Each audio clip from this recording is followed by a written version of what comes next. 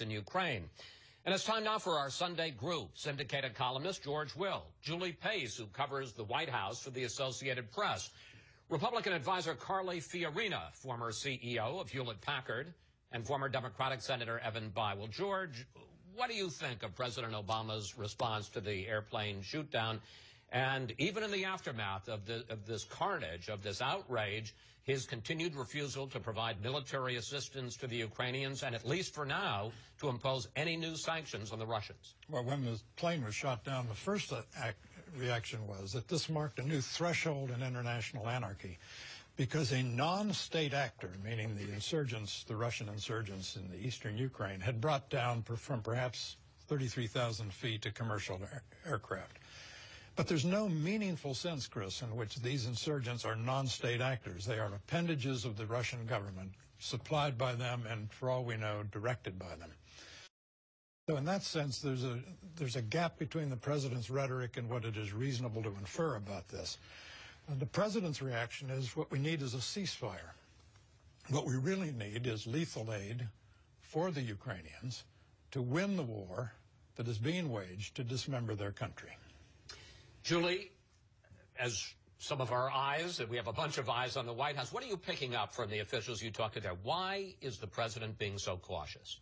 I think there are a couple of reasons for this. On the military side of this, they simply just don't see a benefit in handing over a bunch of lethal aid to the Ukrainian military at this point, in part because they don't feel like they have the training to be able to use it properly, and there is a risk that then that military aid would fall into the hands of these rebels. On the economic front, we have to be realistic about what kind of power the U.S. has with sanctions. When you heard your earlier guests talking, they talked about the West.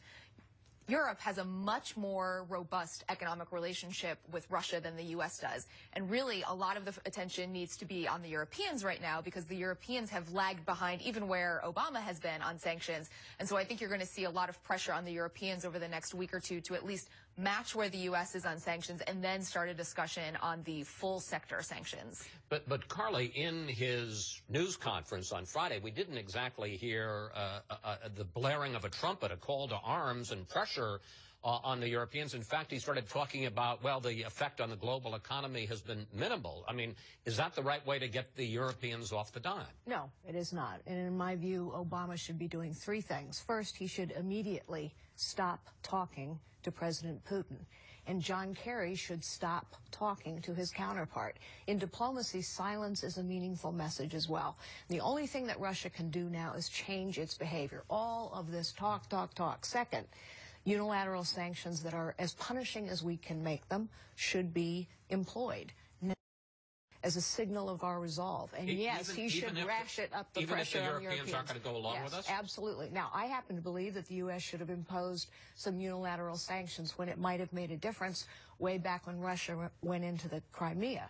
However, now we must do something. He must do something, because all of this rhetoric, grave concern, the equivalence that he put in those remarks you played between Ukraine, the separatists, and Russia, they are not equivalent in terms of the damage they are causing.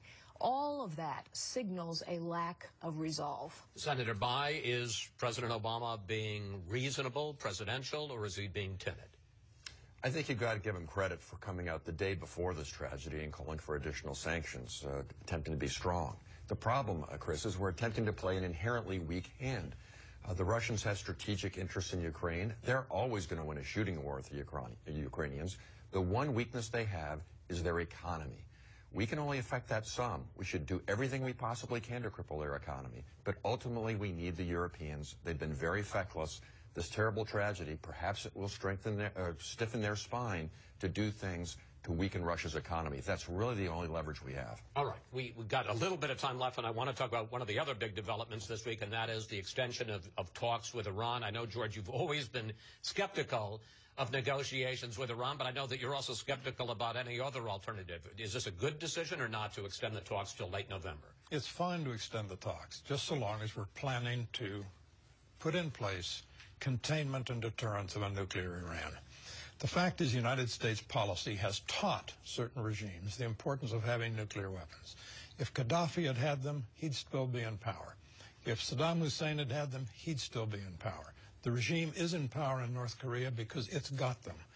I'm afraid U.S. policy has indeed given an incentive for people to develop nuclear weapons, and there's no reason to believe that Iran is not going to get them, and no reason to believe that we, who deterred the Soviet Union for 45 years, cannot contain and deter Iran. So that's what you think is going to play out. They're going to get the weapon, the nuclear weapon, and we're going to have to contain them. That's right. Even though the Senate has voted 90-1 condemning a policy that will be our policy, containment. All right, panel, we have to take a break here. We'll see you a little